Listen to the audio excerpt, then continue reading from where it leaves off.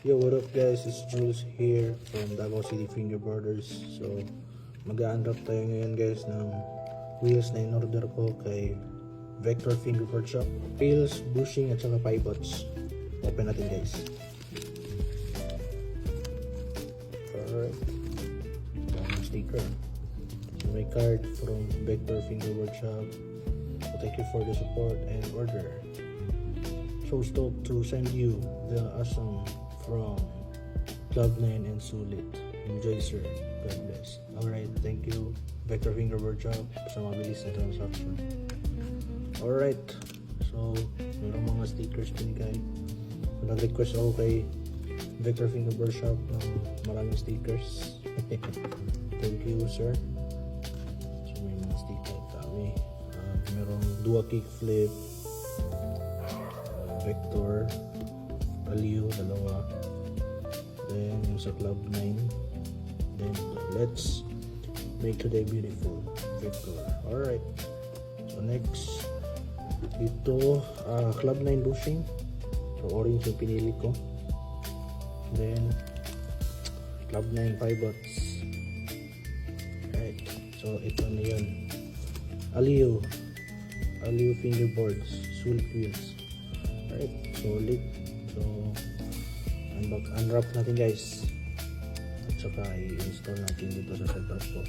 So, setup ko pala is Bravo fingerboard. 1 year na to sa akin. So, mapapalit na ako ng wheels kasi medyo hindi na siya nagro-roll ng maayos. Then, ito yung napili ko. Aliu fingerboard, Sulit wheels. So, ang shape niya is B5. And colorway is black and white. Alright, buksan natin guys.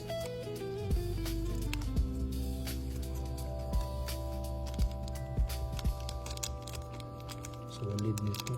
Ganda ng packaging. Then may stickers din sa loob. Alright.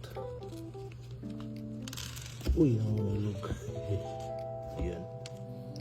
Sticker na free. Yan. Aliu fingerboard. Sulit wheels. Ating install guys. So tanggalin natin itong mga lumang wheels.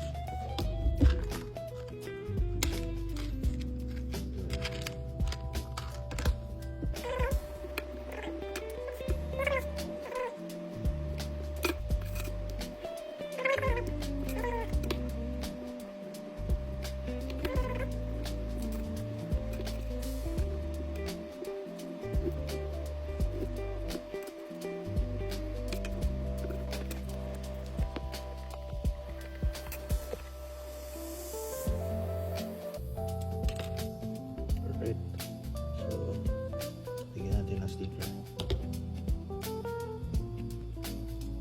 Solid, classic na solid na sticker. Tigit natin yung solid. Alright, solid. Then, lagay natin yung bagong bushings at saka pivots.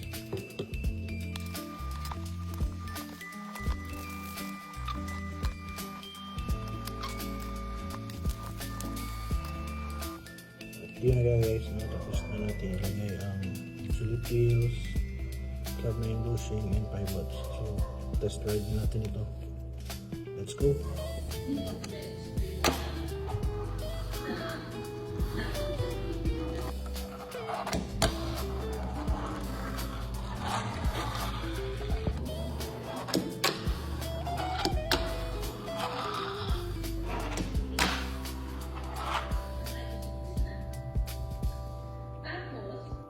Alright, plug ko nga pala guys, customized fingerboard foam tapes. So, nasa yellow basket natin.